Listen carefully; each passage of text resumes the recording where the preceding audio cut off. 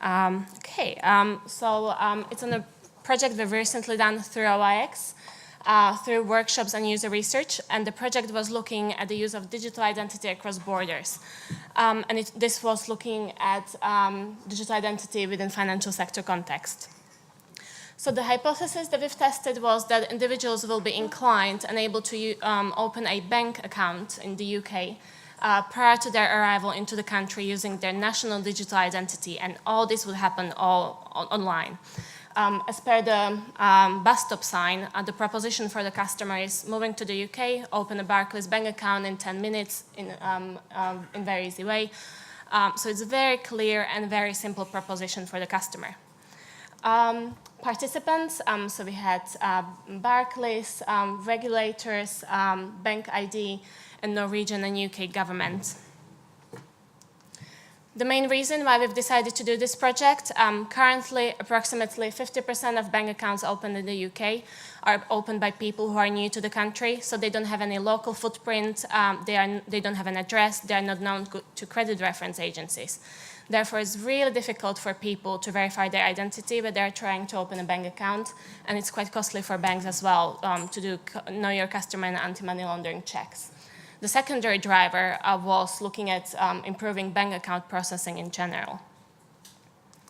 Okay, the next video we will show you that shows you a couple of users and their experience of current process of opening bank accounts. My cousin, she lives here, had lived here for about 5 years. She told me that it took her about 4 months to get her bank. Yeah. And I've been to the bank meeting, but at the time I got it wrong about what's that called, the proof of residence. So they told me to wait for when I got my NI number. I have that now, so I'll just make a new appointment. So you kind of started the process off a little while ago. Yeah.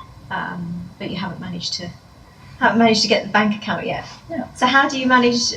How have you been managing your money? Well, for River Island, I'm using my cousin's bank account. Right. Because people are very much complaining about the bureaucracy and the trouble it is to get a bank account here, and people are actually scared that they won't get it. Like going to the interviews, they're like, I don't really have the proof of address. I don't have this. Because if you just moved here, the first thing you want to do is open a bank account. Yeah. And then you have to wait like sometimes 4 weeks, 6 weeks for your national insurance number. Really? And like you need that in order to start working. And so it's like some sort of error. And then in order to find a flat, you need to prove that you actually have a job, which is quite hard if you don't have your national insurance number, you have nothing, blah, blah, blah. So as you heard, it's quite a complex system, as I can testify myself as well. The next few slides are parts of the user journey that we presented users with. So this is a landing page at Barclays, which again talks about proposition, open bank account in 3 easy steps.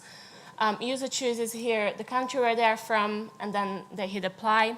After filling a couple of standard pages, where they of course accept terms and conditions as well, they're moved to the eIDAS page, where they are able to choose their national digital identity, and here in this case it was Bank ID. The user then logs in the usual way into Bank ID and gives permission to Bank ID to share the necessary information with Barclays, after which the user is moved back to Barclays page, where they are presented with a partially pre-filled form.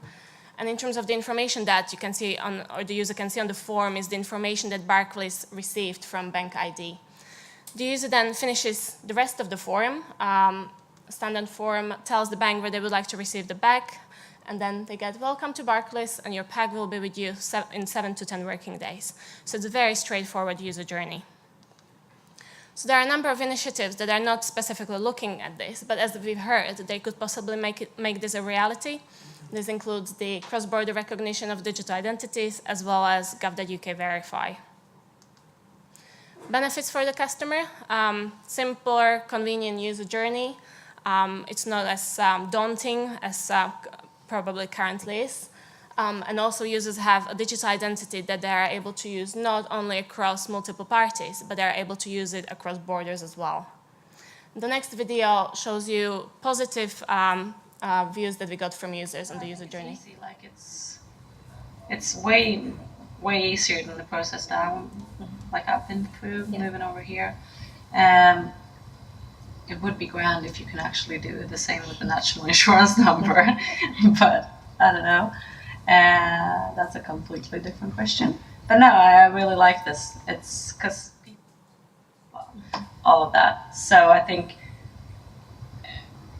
this is great. This is like, it makes it so much easier to actually move here and to work, because you at least have a bank account. And Yeah. So how do you feel about that? The fact that how sort of how did Barclays get the information, and then obviously that information's then been transferred from Norwegian government or Norwegian Bank ID to UK. I think because you just have given your consent to the terms and conditions that they provided to you. I would, Barclays, you mean? Yeah, I'll be quite fine with it. I think because then you say that you trust them, so then you know actually that they are going to get information from your Norwegian bank ID, and you know what information you provided to that Norwegian bank ID. So it's yeah. If you trust the new bank, then you need to trust them that they are careful with. So those are. Oh, I've got one more slide. Very important one. Benefits for the private sector. So it's simpler customer onboarding, and we realize, verification is not the only challenge that has to be addressed, but definitely digital identity can play in this space, and also it could lead potentially to reduction costs. We will have a white paper published shortly on the OIX website, so you can go and read that at your leisure. It goes into detail of the discussions we had in workshops and the findings from the user research. So that will be published shortly. In terms of next steps, we are planning to, or we would like to move the project into an alpha, where we will actually look at whether this is something that could technically happen, so whether it's possible. Yeah, thank you.